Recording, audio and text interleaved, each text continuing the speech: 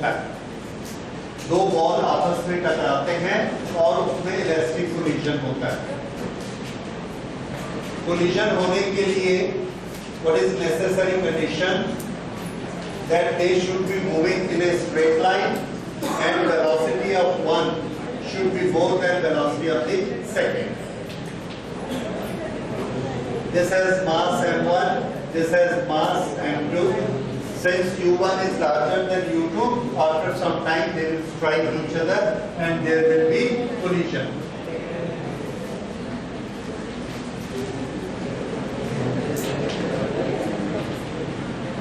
When there is collision, lot of force is exchanged. This applies force on it and this applies force on it. Their velocity changes. इसकी velocity जो slow थी, इसके push के कारण इसकी velocity fast हो जाती है और m2 यहाँ चला गया.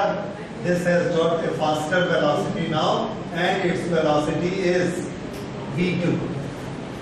m2.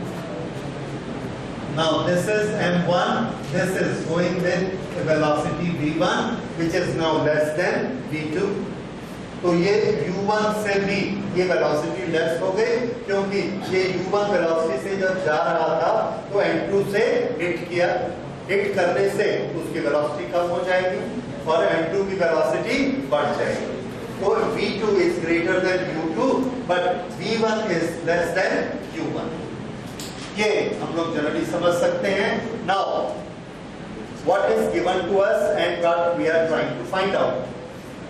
What is given to us is there are two balls which have masses m1 and m2. m1 m2 is the given quantity. They are moving with velocity u1 and u2 and they strike. There is a collision. Then what will be their velocity after collision? That means we have to find out v1 and v2 after collision. Or what is given? m1, m2, u1 and u2. These are the given quantities. Okay, now we started. So when it is an elastic collision, there are two formulas we have to remember that which quantities will be conserved. The first quantity which is conserved is momentum. The second quantity which is conserved is kinetic energy. In elastic collisions, what happens in inelastic collisions? What is conserved? Momentum. But what is not conserved? तो उसका formula अलग बनाएंगे. Same plastic में भी होता है तो उसको अलग से स्टडी करेंगे. So we will have to make our study in 3-4 categories. So the first category is collision, which is elastic, perfectly elastic. Okay, perfectly elastic collision. In elastic collision,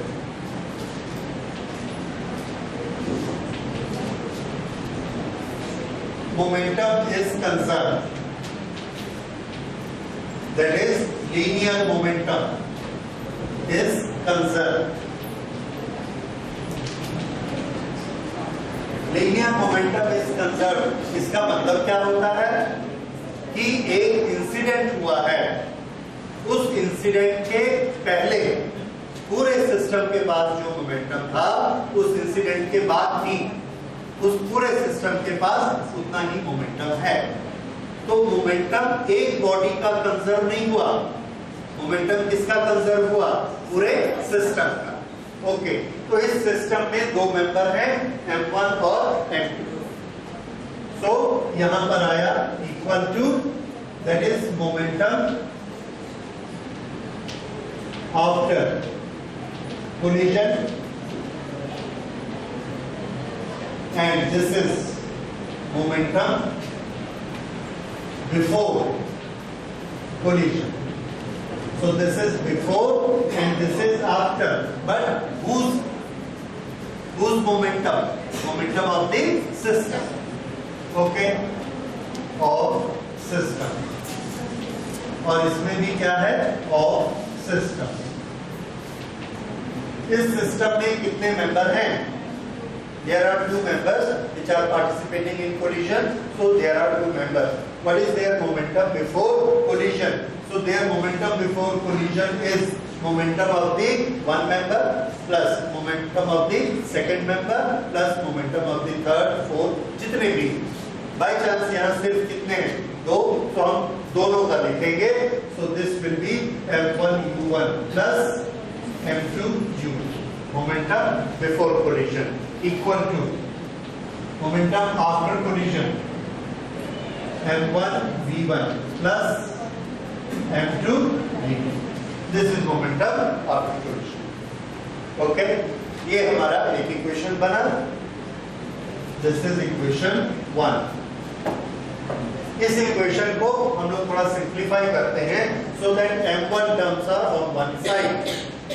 इस m1 वाली टर्म को इधर ले आते हैं और m2 वाली को इधर ले जाते हैं. So this will become m1. This is u1 और ये इधर आके माइनस हो जाएगा minus v1 is equal to m2. This is v2 और ये इधर जाके माइनस हो जाएगा. So this is minus u2. Okay, देखते जाइए, अगर कहीं गलती होगी तो बताइएगा मेरे को. Okay, this is equation number 2. Okay, so इसको अभी हम यही छोड़ देते हैं. We got a equation. अब दूसरे इक्वेशन के लिए चलते हैं क्योंकि हमने कितनी क्वांटिटीज निकालनी है v1 and v2. Two quantities के लिए मैथमेटिक्स में कितने इक्वेशन चाहिए? We need two equations. x और y निकालना है तो आपको दो इक्वेशन चाहिए. तो सेकेंड इक्वेशन किससे बने? सेकेंड इक्वेशन हम बनाते हैं काइनेटिक एनर्जी से. Kinetic energy is conserved.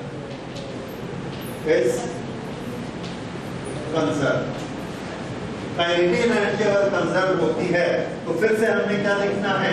Kinetic energy before collision and kinetic energy after collision. Okay, before collision kinetic energy बताइए. सभी मेंबर्स की बताइए, सबको ऐड कर देंगे.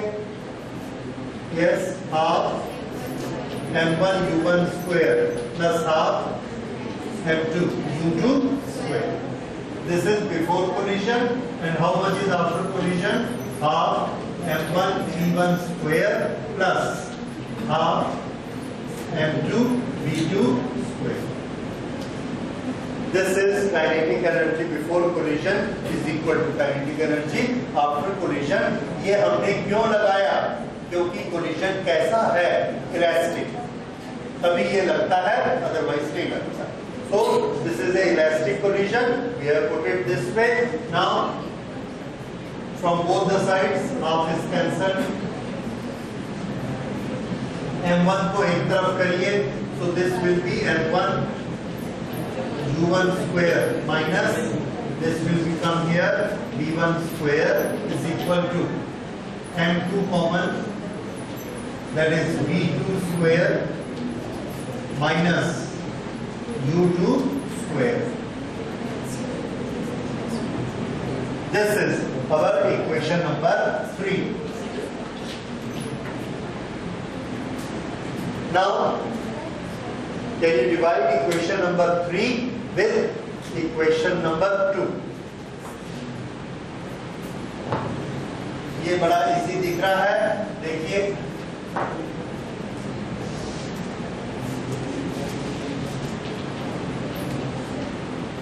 Divide equation 3 with equation 2. 3 को 2 से डिवाइड कर दीजिए. m1 divided by m1 cancel. u1 square minus v1 square, इसके दो फैक्टर करिए. u1 minus v1, u1 plus v1. कौन सा कैंसिल हो गया? बाकी क्या बचा?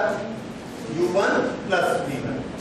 So here we get u1 plus v1 is equal to, दूसरी तरफ करके बताइए, v2 square minus u2 square, v2 minus u2. तो क्या बचेगा? v2 plus u. This और u1 minus u2 is equal to v2 minus v1. So this is a very important relation we have got in elastic collision. u1 minus u2 ये क्या चीज है? u1 minus u2 is relative velocity between these two moving particles. Relative velocity क्या होती है? u1 minus u2. Relative velocity क्या करती है? इन दोनों के बीच के डिस्टेंस को कम करते जाती है. जब ये u2 आगे जाता है तो ये u1 आगे जाता है. तो डिस्टेंस कितना कम हो जाता है एक सेकंड में? u1 minus u2. That is relative velocity. तो u1 minus u2 हमको क्या बताता है? ये बताता है कि ये एक बॉडी दूसरी बॉडी को अप्रोच कर रही है. हर एक सेकंड में कितनी नजदीक पहुंचती है? u1 minus u2. That is relative velocity.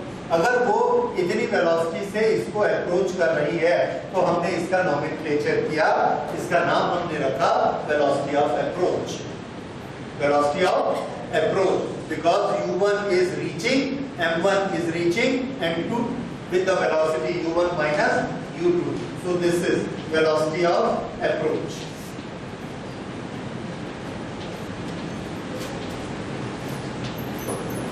v2 minus v1. v2 ज्यादा फास्ट है. इससे थोड़ी देर बाद, एक सेकंड बाद आप बताइए इनके बीच का डिस्टेंस और ज्यादा सेपरेट हो जाएगा कि कम हो जाएगा? ज्यादा सेपरेट हो जाएगा. कितनी वेलोसिटी से सेपरेट हो रहा है? v2 minus v1 relative velocity से. So v2 minus v1 is known as velocity of separation.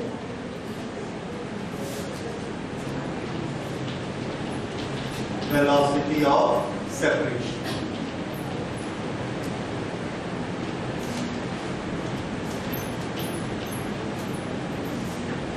So velocity of approach is equal to velocity of separation. ये किसमें होता है? Perfectly elastic collision. ठीक है? ये याद रखिएगा, जिस वेलोसिटी से टकराएंगे उसी वेलोसिटी से सेपरेट होंगे. बड़ा सिंपल एग्जांपल मैं शुरू से आपको देते आया हूँ. एक हार्ड बॉल हमने ग्राउंड पर फेंकी, वो ग्राउंड से टकराती है 10 की वेलोसिटी से. What is velocity of approach? 10 minus 0. 10 से टकराई, फिर वापस उछली, उसकी वेलोसिटी फिर से 10 है. Now what is velocity of separation? 10 minus 0, that is 10. So velocity of approach is equal to velocity of separation. Therefore, this collision is known as elastic collision. अगर ये वेलोसिटी 9 हो जाती, 7 हो जाती, तो इसको हम परफेक्टली इलास्टिक कोलिजन नहीं बोलते, इनइलास्टिक बोलते. तो इलास्टिक कोलिजन में जिस वेलोसिटी से टकराएगा उसी वेलोसिटी से सेपरेट होगा. ये हमने मैथमेटिकली प्रूव कर दिया. ओके, अभी हमारा टारगेट कंप्लीट नहीं हुआ.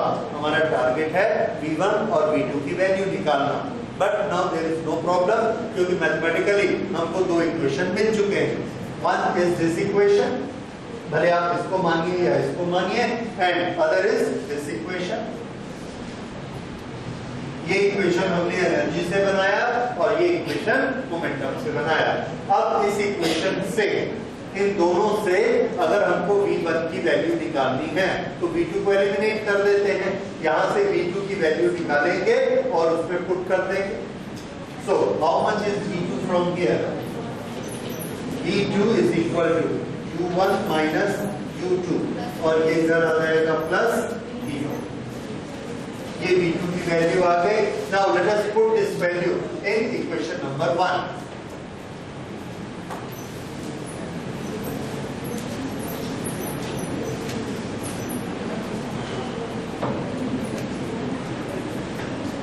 This is m1 u1 plus m2 u2 is equal to m1 v1 plus m2. Now in place of v2 we can write it u1 minus u2 plus v1. u1 minus u2 plus v1. M1 V1 plus M2 U1 minus M2 U2 plus M2 V1. This is M1 U1 plus M2. Okay, then what we have to find V1. तो V1 वाली सब terms एक तरफ कर लेते हैं, this and this. So this is M1 plus M2 V1 और यहाँ क्या बचे M1 U1 plus M2 U2 और उधर से कौन सी दो टर्म आएंगी, this will become minus M2 U1 and that will become plus M2 U2.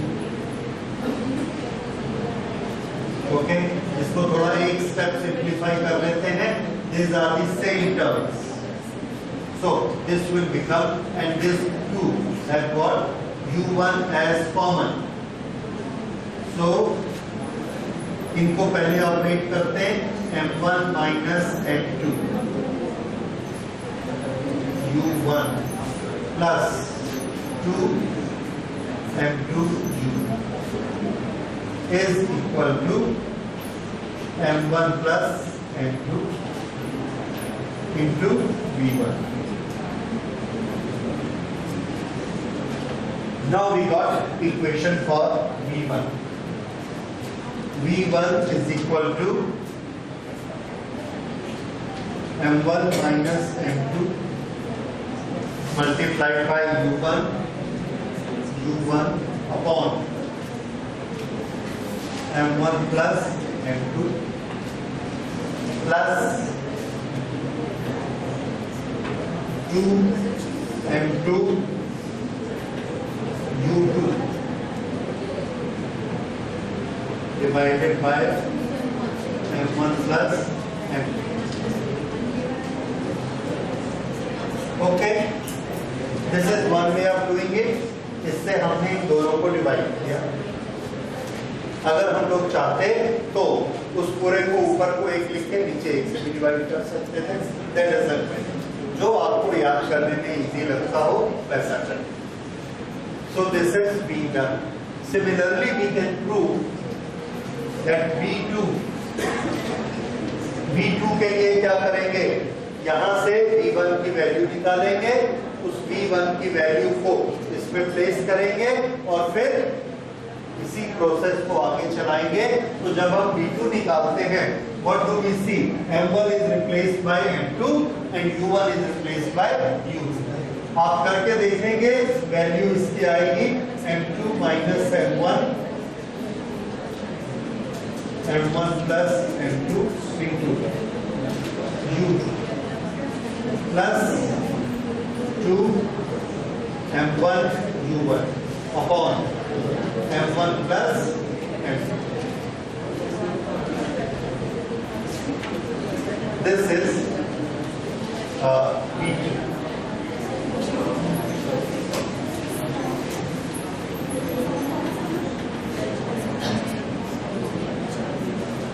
Okay, तो ये इक्वेशन पूरा नोट करिए. Now we take special cases. Different special cases. The first special case we take when the two bodies are striking each other and their masses are equal. First, M1 is equal to M2. The masses are equal.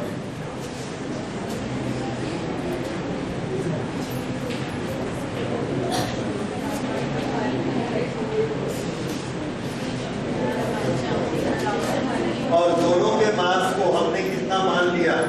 M. Okay, अगर ये दोनों के mass equal हैं, M1, M2 दोनों M के बराबर हैं, तो आप वहां से कैलकुलेट करके बताइए V1 की वैल्यू कितनी होगी और V2 की वैल्यू कितनी होगी. V1 की वैल्यू M1 और M2 इक्वल हैं, तो ये क्या हो गया? इधर ध्यान दीजिए, M minus M is equal to 0. This has become 0. This is 2m divided by m plus m. 2m. So 2m is cancelled. How much is there? u2. So v1 is equal to u2. Similarly, when we put here, this becomes 0. 2m divided by 2m. So v2 is equal to u1. Okay, that means what is v1? Velocity of the first body. This is equal to initial velocity of the second body. That means velocity of this body is given to first body of the collision. What is happening to initial velocity of the first body? This has become velocity of the second body. So velocity of the first body become velocity of the second body, and velocity of second body before collision comes as velocity of the first body after collision. That means their velocities are exchanged to each other.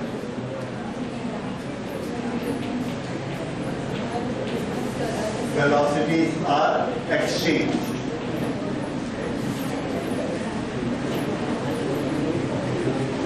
This is a very important phenomena, that when two bodies collide with each other and their mass is equal, then what happens to their velocities?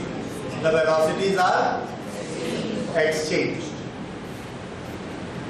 Now here is a pendulum. There are two pendulums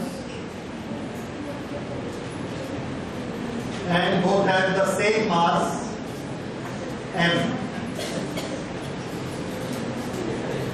We lift one pendulum and again drop it, leave it. It comes here and strike it. When it strikes it, its velocity is v and its velocity is 0. Their masses are equal. What will happen? The velocities will be exchanged. So velocity of the first pendulum will become 0. It will stop totally. And velocity of the second will become v.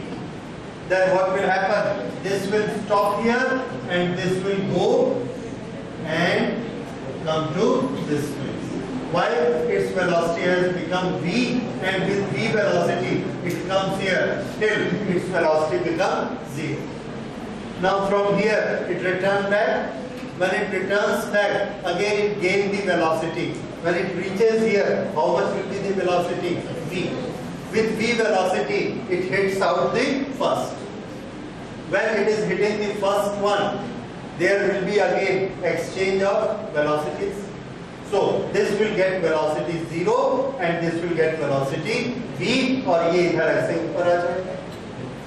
So ये इधर जाता है, फिर यहाँ से इधर नीचे आएगा, इसको हिट करेगा, ये इस तरफ जाएगा, फिर यहाँ से ऐसे वापस आएगा, इसको हिट करेगा. ये अपने एरिया में ऐसा चलेगा, फिर ये अपने एरिया में ऐसा चलेगा. This is exchange of velocities.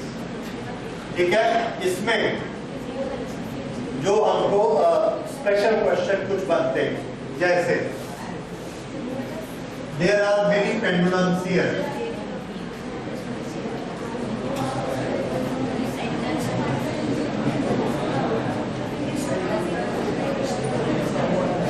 There are 5 pendulums. यहां से हमने एक पेंडुलम को उठाया और उठाकर इसको वापस छोड़ा.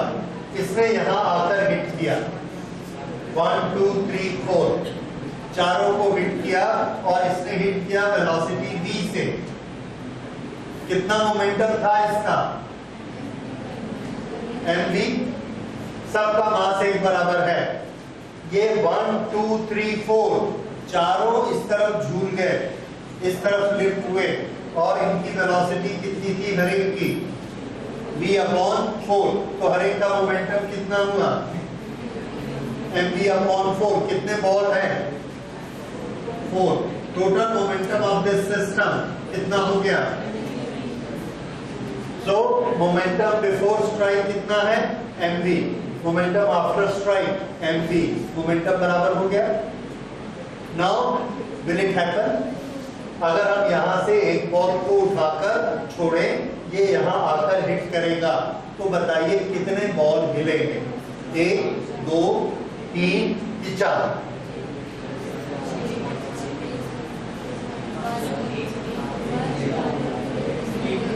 एक हमने करके देखा, जब एक्चुअली करके देखा और इसको हिट किया तो क्या देखा?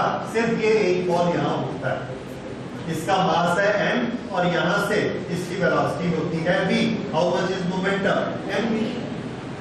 लेकिन अगर चारों बॉल इस मोमेंटम से आते तो भी ये कितना होता? mv। तो 4 बॉल क्यों नहीं उठे? सिर्फ एक क्यों उठता है? This is a question which can be asked in Olympiad or in the quiz competitions, कि अगर ये मोमेंटम बराबर होता है चारों का उठने का, तो 4 क्यों नहीं उठते? सिर्फ एक ही क्यों उठता है? इसका आंसर याद रखिए, इसका आंसर है that there is a second rule in elastic collision. What is that second equation? Kinetic energy before collision should be equal to kinetic energy after collision. What was kinetic energy of this body when it is striking it? ठीक, in case we suppose कि ये चारों उठ जाते हैं, all the 4, तो इनकी velocity हर एक की कितनी होगी? v/4। अब एक की काइनेटिक एनर्जी बताइए, हाफ m स्क्वायर, कितना हो गया ये? Half m v square upon 16। और कितने बॉल है? 4, तो चारों की एनर्जी मिला के इतनी, ये कितनी हो गई? Half mv square upon 4। इस एक ने कितनी एनर्जी दी थी? Half mv square. अगर ये चारों v/4 वेलोसिटी से उठते हैं और मोमेंटम बराबर रखते हैं, तो इनकी एनर्जी कितनी होती है? Half mv square upon 4। Is the energy matching? Not matching. जो इलास्टिक कोलिजन की कंडीशन क्या है? The momentum should match as well as kinetic energy should match. इसने मोमेंटम तो मैच किया पर काइनेटिक एनर्जी मैच नहीं की।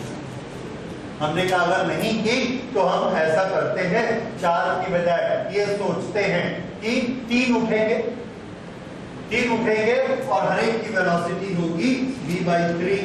और कितने उठेंगे? 3। फिर से देखो, momentum before collision is equal to momentum after collision. लेकिन जब एनर्जी की बारी आएगी तो ये कितना हो जाएगा? v square upon 9 into 3, this is 3। फिर से एनर्जी मैच नहीं करेगी। एनर्जी कब मैच करेगी? जब सिर्फ एक ऊपर उठे, right? That is why it is necessary that only one pendulum will rise, because only that condition fulfills kinetic energy before collision is equal to kinetic energy after collision. Momentum before collision is equal to momentum after collision. There may be 4 conditions, but kinetic energy before is equal to kinetic energy after. There is only one condition, when the striking is 1 and the leaving is 1. Okay, so this is for pendulum. Now if there are 2 pendulums we left, 2 pendulum उठा के हमने छोड़े, उन दोनों ने आके strike किया, फिर क्या होगा? इधर क्या होगा? 2 पेंडुलम उठेंगे, एक पेंडुलम डबल वेलोसिटी से नहीं उठेगा। जैसे 2 पेंडुलम यहां से आए 2m और उनकी velocity v। How much is momentum? 2mv। इधर से एक उठा m और इसकी वेलोसिटी है 2v। कितना हुआ momentum? 2mv। Momentum is conserve. पर जब एनर्जी बनाने जाएंगे तो इसकी एनर्जी कितनी बन जाएगी? 4v square. और इसकी एनर्जी कितनी बनेगी? v square into 2v square. So energy match नहीं करेगी। तो काइनेटिक एनर्जी सिर्फ कब मैच करती है? जब जितने पेंडुलम इधर से टकरा रहे हैं उतने ही बॉल इधर से उठेंगे, then only kinetic energy match. Okay, this is one example of equal masses. There is another very important example for equal masses collision that we use in nuclear reactions. हाँ जी, इधर ध्यान दीजिए। न्यूक्लियर रिएक्शंस में equal मास के collision हम कहां पर use करते हैं? The answer is in the nuclear fission. Nucleus को तोड़ना 10th में सबने पढ़ा है। न्यूक्लियस को किस तरह से तोड़ते हैं? We have a very large nucleus that is U-235 uranium, और इसके अंदर कितने न्यूट्रॉन प्रोटॉन होते हैं? 235। We want to heat it, तो एक रेडियोएक्टिव मटेरियल से या किसी दूसरे न्यूक्लियर फिशन से जो न्यूट्रॉन निकलता है, उस न्यूट्रॉन से हम इसको हिट करते हैं तोड़ने के लिए। पर वो जो न्यूट्रॉन निकलता है, उस न्यूट्रॉन की वेलोसिटी बड़ी हाई वेलोसिटी होती है।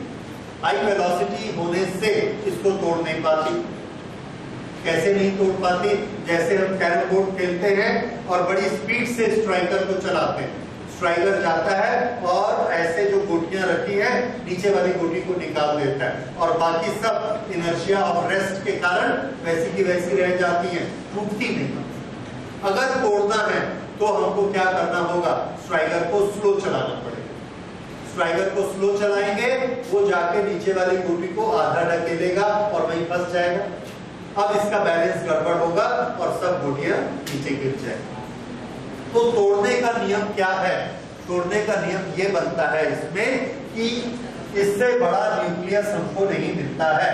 अगर हम इसके साइज को और बढ़ा दें तो इसके आपस के फोर्सेस अनबैलेंस्ड हो जाते हैं, एक दूसरे को खींचकर नहीं रख पाते और टूट जाते।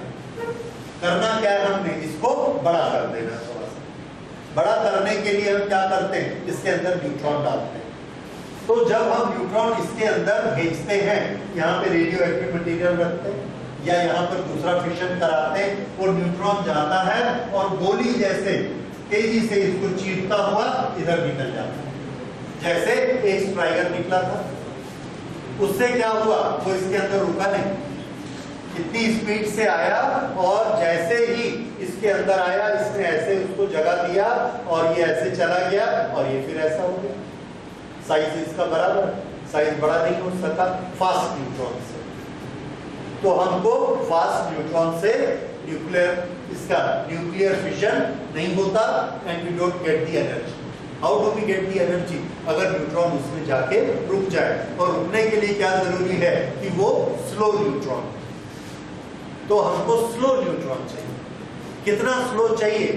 इतना स्लो चाहिए कि जितनी एक एटम की थर्मल एनर्जी से थर्मल वेलोसिटी होती है। हीट के चैप्टर में हम लोग पढ़ेंगे थर्मल वेलोसिटी क्या होती है, RMS velocity of A particle. Okay, तो वो वेलोसिटी काफी कम होती है। वो वेलोसिटी न्यूट्रॉन को चाहिए, वो जाके जब इसमें हिट करेगा तो फिर वो बाहर नहीं निकल पाएगा, इसके अंदर रह जाएगा और इसका साइज ऐसा बढ़ जाएगा। साइज बड़ा होने से फिर इसके अंदर वाइब्रेशन शुरू हो जाते हैं और वाइब्रेशन होते होते फाइनली ये टूट जाते हैं। तो अभी हमारा प्रॉब्लम सिर्फ क्या है? न्यूट्रॉन की स्पीड को कम करना। न्यूट्रॉन की स्पीड को कम करने के लिए हम इस प्रिंसिपल की हेल्प लेते हैं। तो इसके आसपास हम लोग हैवी वाटर डाल देते हैं। हैवी वाटर किससे बनता है? हाइड्रोजन का कौन सा फॉर्म रहता है उसमें? ड्यूट्रियम। ठीक है, ओके। तो उसका जो न्यूक्लियस होता है वो that is to the order of the neutron. 2 neutron के बराबर उसका न्यूक्लियस होता है। That is very much similar, बहुत बड़ा नहीं होता। तो उससे अगर न्यूट्रॉन टकराएंगे तो वेलोसिटी का क्या होगा? एक्सचेंज। यहां पर अगर न्यूट्रॉन किसी बड़ी चीज से टकराते तो एक्सचेंज नहीं होता, छोटी से टकराएंगे तो भी नहीं होगा। किससे होगा? करीब करीब इक्वल मास वाले। उससे जब टकराते हैं न्यूट्रॉन के हाइड्रोजन के न्यूक्लियस से, तो उसकी वेलोसिटी कम होती है और उसके कारण न्यूट्रॉन की वेलोसिटी उससे एक्सचेंज हो जाती है। तो हाइड्रोजन की वेलोसिटी कैसी हो जाएगी? वेरी हाई, और न्यूट्रॉन की वेलोसिटी कैसी हो जाएगी? Very low. उस वेलोसिटी को हम लोग थर्मल वेलोसिटी कहते हैं, और इस तरह का जो न्यूट्रॉन बनता है we call it thermal neutron. इस तरह से हमारा हाई स्पीड न्यूट्रॉन इसमें कन्वर्ट हो गया थर्मल न्यूट्रॉन में, स्लो स्पीड न्यूट्रॉन में, और वो न्यूट्रॉन जब इसमें हिट करेगा it will not be able to come out, और अगर ये बाहर नहीं आया तो इसमें बड़ा हो जाएगा, it will break, and the moment it breaks there will be lot of energy coming out. वो हम लोग अलग चैप्टर में पढ़ेंगे कैसे होता है, कितनी एनर्जी निकलती है। But this has helped us now by which phenomena we have converted high speed of neutron into slow speed? By the phenomena of collision. Which special case? Collision between the equal masses. समझ में आया? हमने कौन सा phenomena use किया? Collision between the similar masses will exchange the velocities. So, velocity of high speed neutron is exchanged with slow speed hydrogen of heavy water. So that slow neutron will be able to do the fission of uranium-235. This process we are using in all our nuclear reactors wherever we are generating power, and it gives lot of energy.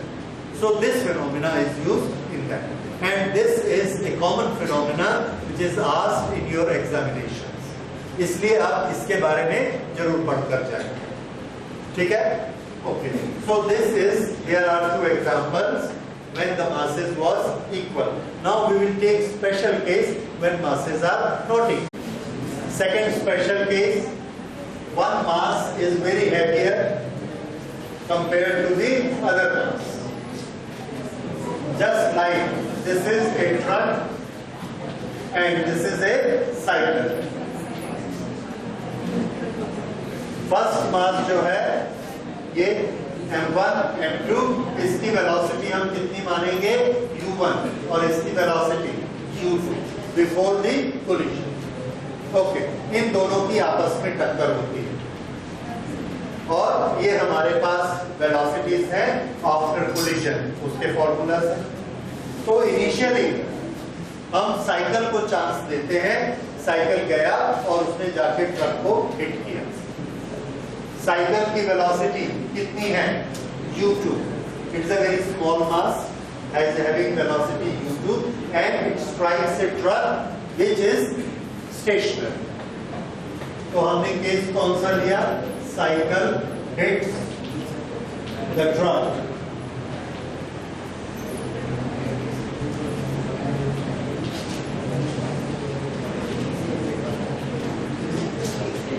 Cycle hits the stationary truck. Okay, अब दोनों की velocities क्या क्या होंगी ये आपको निकालनी है।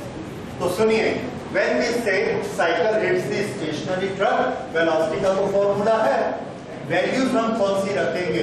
तो जिसका मास बहुत कम है, जिसका मास बहुत कम है, इसको हम अप्रोक्सीमेटली क्या मान लेंगे? 0। तो फॉर्मूले में m2 को क्या रखेंगे? 0। स्टेशनरी कौन है? ट्रक। तो ट्रक की वेलोसिटी क्या है? u1। तो u1 को क्या मान लेंगे? 0। ठीक है? ओके, वहां रखिए और मुझे निकाल कर बताइए how much is v1 and how much is v2।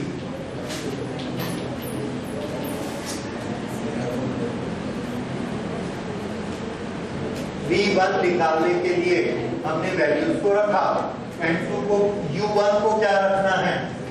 0। तो ये 0 हो गया। उसके बाद यहां आ जाइए, n2 को क्या किया हमने? 0। तो ये भी क्या हो गया? 0। तो v1 कितना हुआ?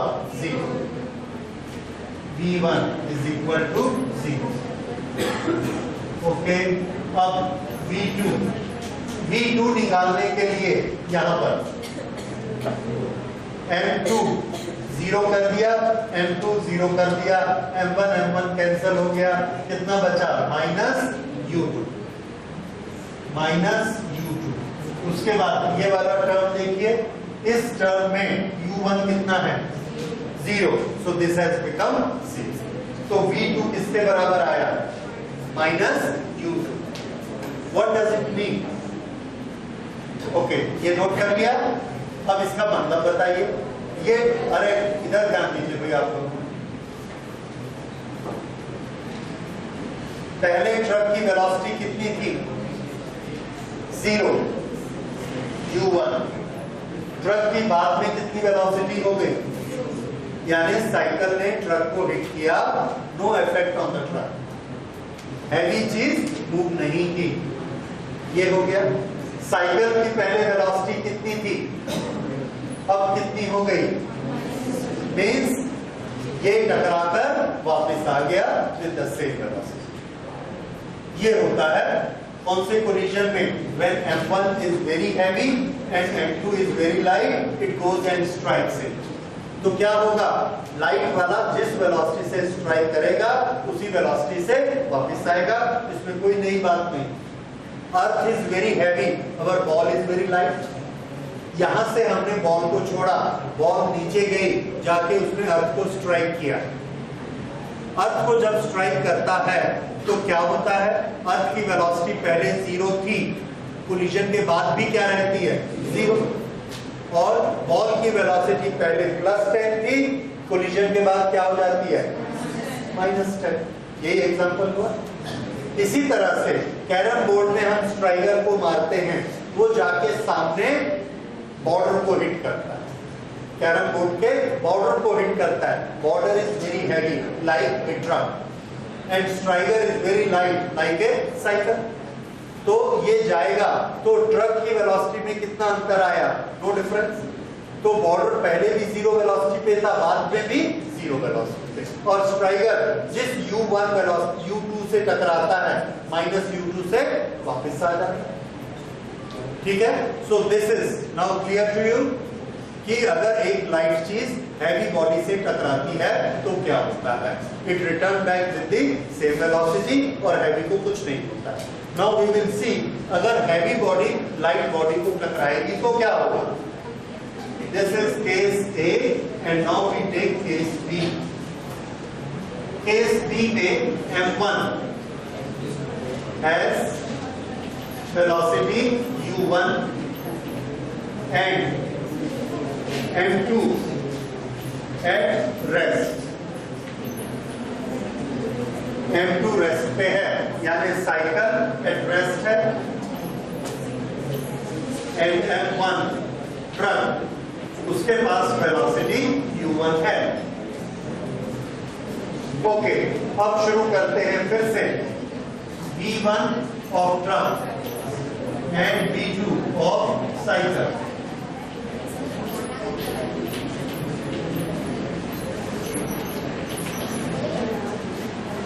ओके, v1 यहां पर आ जाते हैं।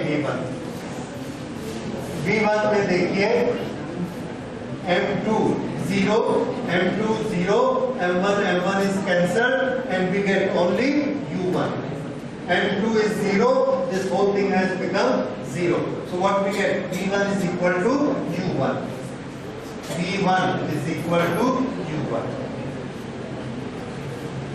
Okay, अब second v2 of cycle, m2 0 हो गया, u2 0 है, u2 cycle is at rest, तो u2 इज इक्वल टू 0, ये पूरा 0 हो गया। यहाँ पर m2 को हमने 0 कर दिया, m1 कैंसिल हो गया, तो ये कितना बचा 2 into u1, so v2 is equal to 2 u1। अब जरा इसके बारे में सोचिए, v1 is what, velocity of truck after collision, कितनी होगी ये u1, what was u1, velocity of truck before collision। तो बिफोर साइकिल को हिट करने के पहले ट्रक की वेलोसिटी जो थी, हिट करने के बाद भी वही वेलोसिटी रहती है। उसकी वेलोसिटी में कोई चेंज नहीं आता। लेकिन साइकिल पहले कैसा था? At rest. उसकी वेलोसिटी कितनी हो गई? 2u1। u1 किसकी वेलोसिटी? ट्रक की वेलोसिटी से भी इसकी वेलोसिटी डबल हो जाती साइकिल। जैसे एक ट्रक जा रहा है 40 किलोमीटर की स्पीड से, इसने सड़क के किनारे खड़े हुए एक साइकिल को हिट किया, तो ट्रक की वेलोसिटी तो 40 ही रहेगी।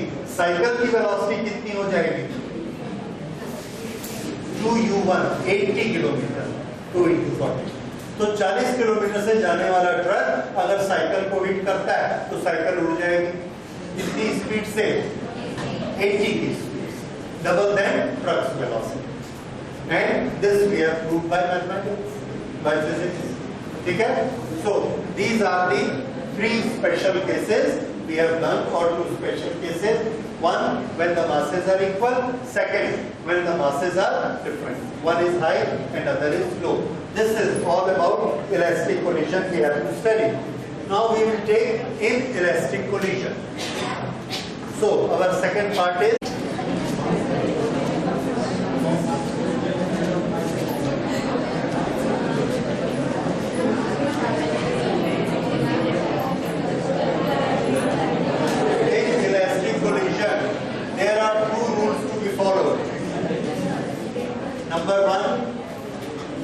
जो तीनों के लिए है, that momentum is conserved. Momentum before collision is equal to momentum after collision.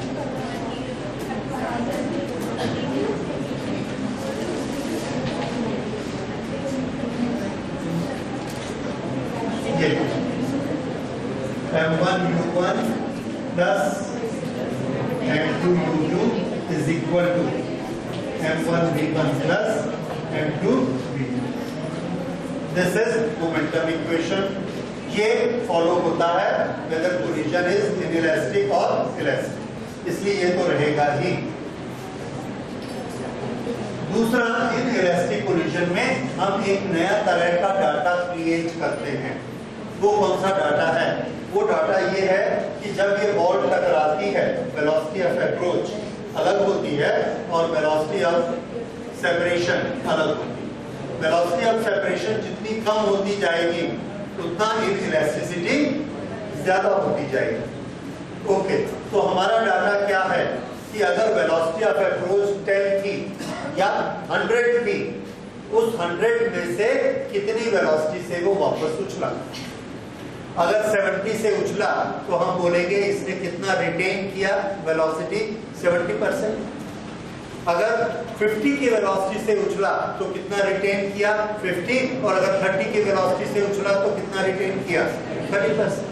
तो जो ये रिटेन करती है उसके लिए हमने एक कोएफिशिएंट बना दिया, that is coefficient of retention.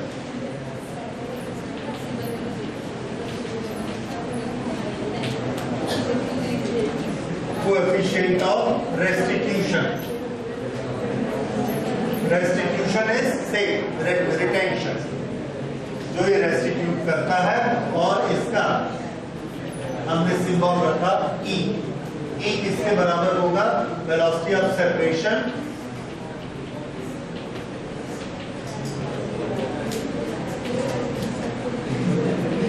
velocity of approach.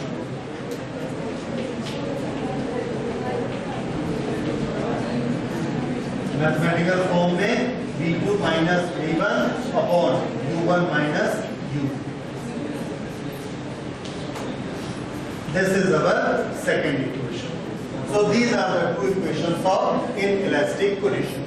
इसमें हमको E की वैल्यू दी जाती है, whether it is 0.8, 0.7, 0.2, ये हमेशा 1 से लेस रहेगी, क्योंकि 10 की वेलोसिटी से टकराएगा तो 10 से ज्यादा वेलोसिटी से तो ऊपर नहीं जाएगा। इलास्टिक कोलिजन होगा तो 10 से गया और 10 से ही वापस आया, 10/10 is 1। For elastic collision E is equal to 1। For inelastic, E is less than 1. For plastic collision, E is equal to 0. मतलब टैंक की वेलोसिटी से जाएगा और लौटेगा किस वेलोसिटी से? 0 से, यानी नहीं लौटेगा, दैट विल बी प्लास्टिक। तो कोएफिशिएंट ऑफ रेस्टिट्यूशन E, इसका फॉर्मूला याद रखिए, नोट करिए, और न्यूमेरिकल्स में ये आपके काम आएगा। जब इनइलास्टिक कोलिजन के न्यूमेरिकल आएंगे तो आप यहाँ पर ये एक फॉर्मूला E की वैल्यू आपको दी रहेगी। अब हमारे पास फिर से अननोन कितने हैं? V1, V2, 2 अननोन और 2 इक्वेशन, इसलिए हम उसकी वैल्यू निकाल सकते हैं। इसके बाद नेक्स्ट हम लेते हैं plastic collision. Okay, plastic collision का देखिए। हाँ, प्लास्टिक कोलिजन में this is body 1 M1, it has got velocity u2 and u1 is greater than u2। तो ये थोड़ी देर में जाके इसको हिट करेगी। इसने इसको हिट किया, हिट करने के बाद हमने देखा ये दोनों ऐसी हैं, फिर 2 सेकंड बाद देखा तब भी ऐसी हैं, 3 सेकंड बाद देखा तब भी ऐसी हैं, तो ये दोनों आपस में जुड़ गई हैं, इसलिए ये कौन सा कोलिजन है? Plastic collision. ठीक है, so this is plastic collision. इस प्लास्टिक कोलिजन में हमको कौन कौन से इक्वेशन मिलते हैं? तो एक इक्वेशन तो आपको वही मिलेगा permanent, M1 U1 plus M2 U2 is equal to, बोलिए, M1, यहाँ पर हमको एक इसमें कन्वीनियंस मिल गया है कि V1 और V2 अलग अलग नहीं, क्योंकि वो दोनों एक दूसरे से चिपक गए, प्लास्ट हो गए हैं, इसलिए इनकी जो वेलोसिटी है हमने क्या मान ली? V1 और V2 नहीं रहे। ठीक है, इसलिए यहां पर अब हमारा इक्वेशन क्या हो जाएगा? इस बॉडी का मास कितना है? M1 प्लस M2 और V2। अब बताइए इसमें कितनी अननोन क्वांटिटीज हैं? M1, M2, U1, U2 तो गिवन है, तो अननोन क्वांटिटी कितनी है? Only 1, V। और 1 क्वांटिटी निकालने के लिए कितने इक्वेशन चाहिए? 1, यू हैव दिस 1 इक्वेशन, तो इसमें सेकंड की जरूरत है। So this is the only equation for plastic collision, right? तो उन दोनों में 2-2 इक्वेशन चाहिए थे, इसमें सिर्फ हमको एक इक्वेशन चाहिए। V की वैल्यू आप निकाल सकते हो इससे। So V is equal to M1 U1 plus M2 U2 upon M1 plus M2।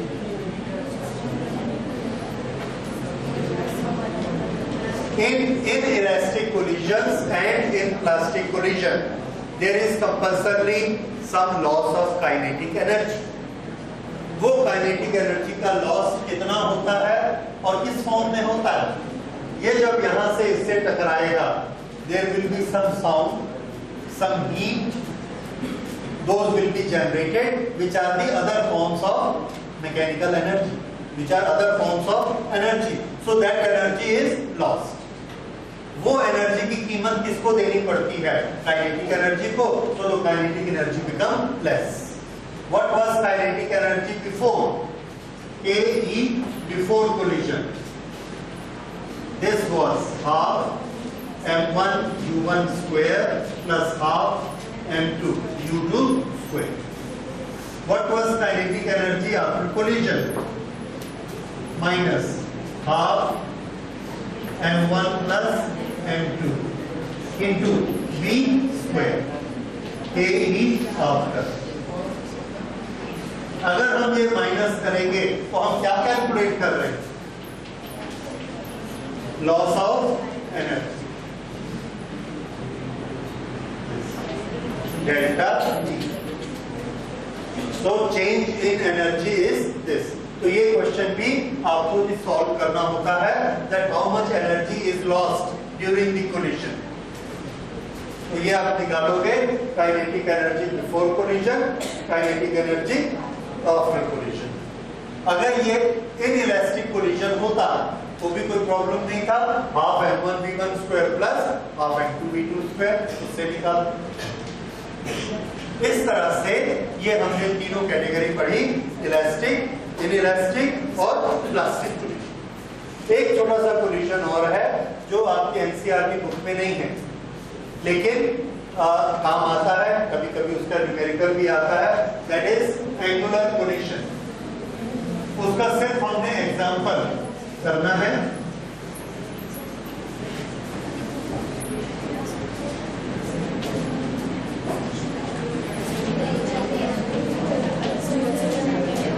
Angular collision,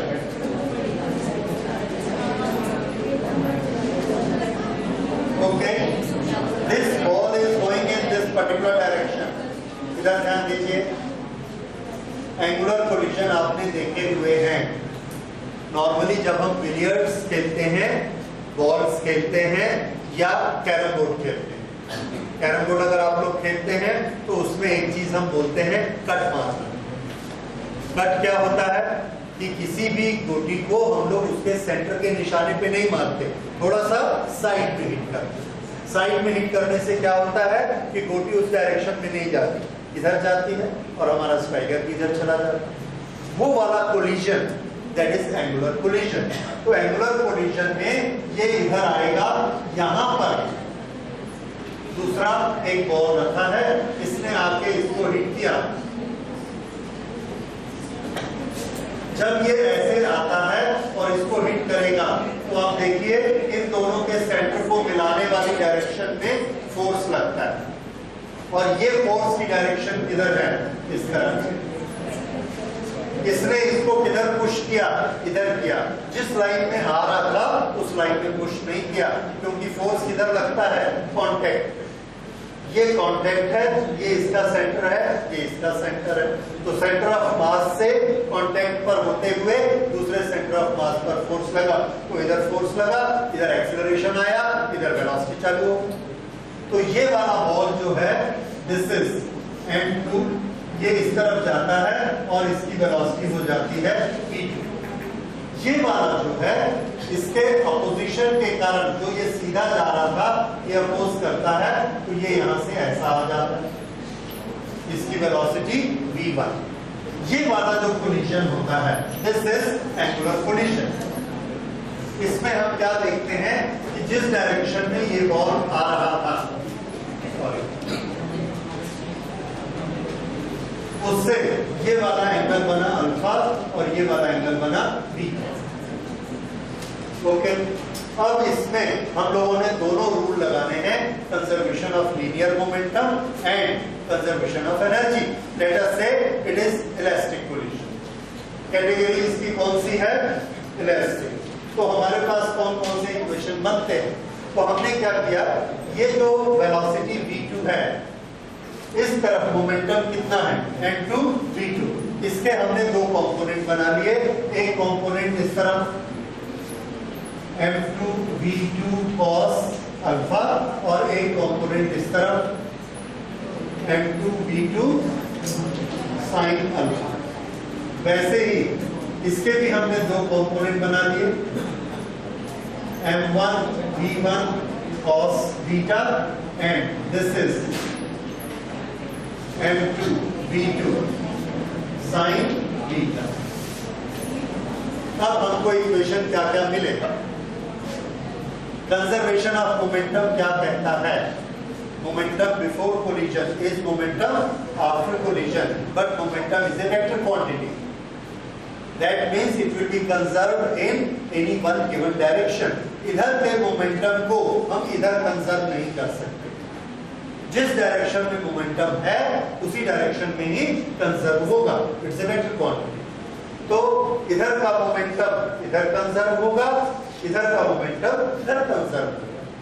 तो इससे हमको इक्वेशन क्या मिले, ये बॉल जब यहां आ रहा है तो इसके पास ऊपर का मोमेंटम कितना था, 0, नीचे का मोमेंटम भी कितना था, 0, टोटल मोमेंटम कितना था, 0, वर्टिकल डायरेक्शन।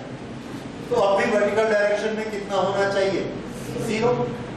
तो इसके पास वर्टिकल डायरेक्शन में कितना मोमेंटम है, m2 v2 साइन अल्फा और ये N2V2 साइन बीटा, दोनों का सम कितना होना चाहिए? N2V2 साइन अल्फा, और इसका साइन कैसा होगा? नेगेटिव, क्योंकि ये नीचे की तरफ है। N2V2 sine beta is equal to 0, therefore M1V1, this is okay, M2V2, this is V1, so this is V1 and this is M1, M1V1 sin beta. Let me correct it, M1V1 sin beta. Therefore M1V1 sin beta इधर आ गया is equal to M2V2 sin alpha. M1V1 sin beta नीचे, M2V2 sin alpha ऊपर, दोनों एक दूसरे के equal, क्योंकि पहले भी इनका सम क्या था? 0, इसलिए दोनों को इक्वल होना पड़ेगा। ये एक इक्वेशन मिला हमको। अब x डायरेक्शन में देखिए, x डायरेक्शन में पहले मोमेंटम कितना था? सिर्फ इसके पास m1 और इसकी वेलोसिटी क्या थी? q1. So this was in y direction. Now we take in x direction. Equation बना m1 u1 is equal to m1 v1 cos beta plus m2 v2 cos alpha. This is equation number 2. ये किस direction में बना? in x direction. Third equation हमने बनाया kinetic energy का, because it is elastic collision. What will happen to kinetic energy? Kinetic energy will be conserved. What was kinetic energy before collision? Kinetic energy equation. Kinetic energy before collision was half m1 u1 square. This is equal to kinetic energy after collision. This is half m1 v1 square plus half m2 v2 square. यहाँ पर हम लोग cos alpha sin alpha cos beta sin beta क्यों नहीं करते energy में? इसलिए नहीं करते क्योंकि एनर्जी एक स्केलर क्वांटिटी है और स्केलर क्वांटिटी को डायरेक्शन से कोई मतलब नहीं है. तो जितनी क्वांटिटी पहले थी उतनी क्वांटिटी टोटल बाद में भी होगी, डायरेक्शन कोई भी हो. तो हमको फिर v1 के कंपोनेंट लेने की जरूरत नहीं है, इसलिए हम क्या लेते हैं? टोटल v1 को ही ले लेते हैं. अगर आप कंपोनेंट से लेंगे तो भी आएगा वही, क्यों? sin square beta plus cos square beta is equal to 1. Answer क्या आएगा? m1 v1 square. यही आएगा m1 v1 स्क्वायर. ठीक है. तो जब हम एनर्जी लेते हैं तो आपको लीनियर कैलकुलेशन की जरूरत नहीं है. एनर्जी का ये बेनिफिट है कि एनर्जी के इक्वेशन जो बनते हैं उसमें डायरेक्शन नहीं चाहिए. इस तरह से ये हमारे कितने इक्वेशन बन गए? 3 इक्वेशन में कितने अननोन हो सकते हैं? कितनी अननोन क्वांटिटी आप कैलकुलेट कर सकते हो? 3. ओके, इसमें हमारे पास कितनी क्वांटिटी है? 1 2 3 4 5 6 क्वांटिटीज है. और भी कुछ है? ये M2 M1 M2 u1 v1 v2 alpha beta. There are 7 quantities. 7 quantity में आप कितनी मैक्सिमम अननोन रख सकते हैं? कितने इक्वेशन बनते हैं? 3. तो कितनी अननोन रख सकते हैं? 3. तो नोन कितनी होनी चाहिए? 4. तो ये क्वेश्चन आप तभी सॉल्व कर सकते हैं जब आपको मिनिमम 4 क्वांटिटीज नोन हो. मिनिमम 4 क्वांटिटीज आपको बताई जाए, then you can solve rest of the 3 quantities, otherwise you can not. ठीक है. But these are the 3 equations for angular collision. ये कॉम्पिटिटिव सेक्शन में ये वाले क्वेश्चन, इस टाइप के क्वेश्चन आते हैं, लेकिन आपके स्कूल एग्जाम में ये क्वेश्चन नहीं आता है. इसके पहले वाले जो क्वेश्चन है प्लास्टिक कोलिजन, मेनली वो और टोटली इलास्टिक पोजीशन, इन दो के क्वेश्चन ज्यादा आते हैं। इन इलास्टिक के भी बहुत कम आते हैं। Thank you.